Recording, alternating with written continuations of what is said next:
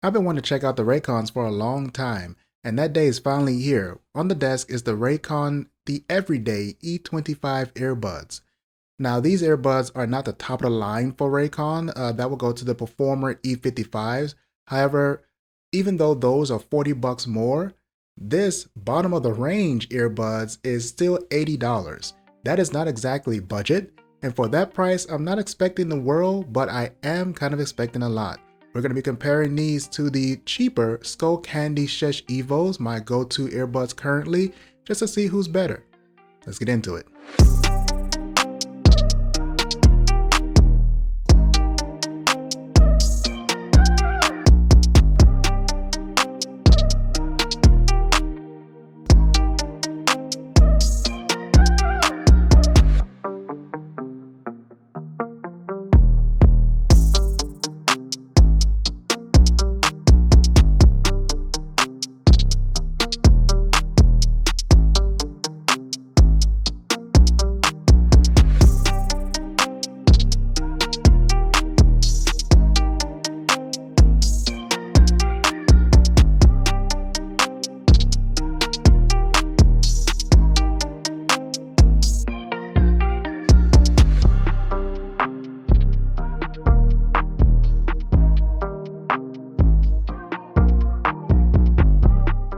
Now, in terms of looks, the E25s actually come in more than a few colors, which you can order off of the website.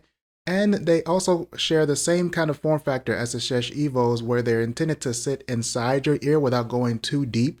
However, the difference between the Sesh Evos and the E25 starts right here, where obviously the Sesh Evos are much bigger and the E25s are smaller and lighter, which brings us to the comfort part of this. Now, how comfortable are the E25s? Well, when it comes to the fact that they are lighter and smaller, it turns out that Raycon has something pretty nice here, because unlike the Skullcandy Sesh Evos, which are bulkier in your ear and technically kind of heavier, these guys are just, they feel like nothing in your ear really. You slide them in, and I didn't even have to change the ear tip to get a nice secure fit in my ear. And of course, I was wearing these for hours upon hours.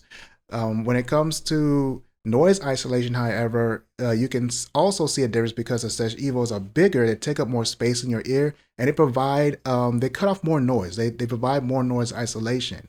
However, I'm pretty sure that most people would probably trade noise isolation for comfort any day. That comfort also goes into actually using the earbuds as well. When it comes to the Raycons, they have the branding on the side, and that branding is not just for show. Just like the Skullcandy Sesh Evos with their logo on the side, it is also a physical button that you can push. However, with the Raycon E25s, that button is very, very light. So it doesn't take a lot of pressure to push that button and stop or start your music or go forward and backwards, and it is comfortable to use and it doesn't actually hurt your ear. Now, isn't that something? In terms of actual music quality, the audio is very good from the E25s. And yes, that definitely includes the bass. And again, going on with that noise isolation, because the Skullcandies are bigger and they kind of give you an unnatural noise isolation just because they are bigger.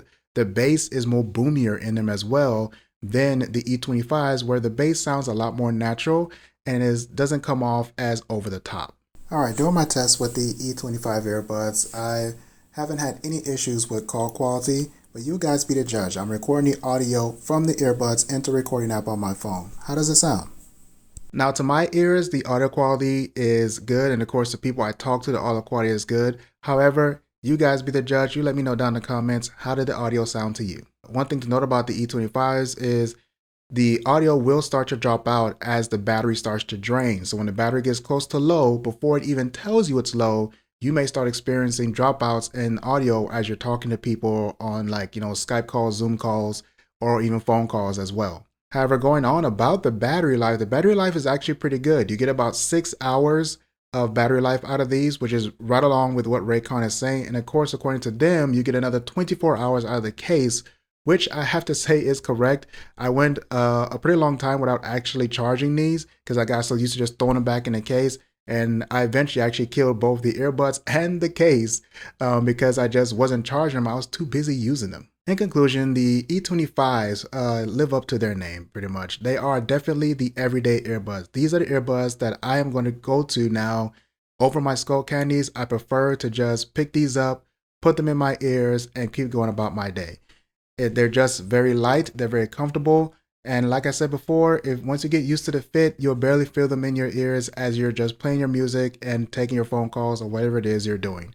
I've used them for both work and just regular phone calls, and they do well in both areas.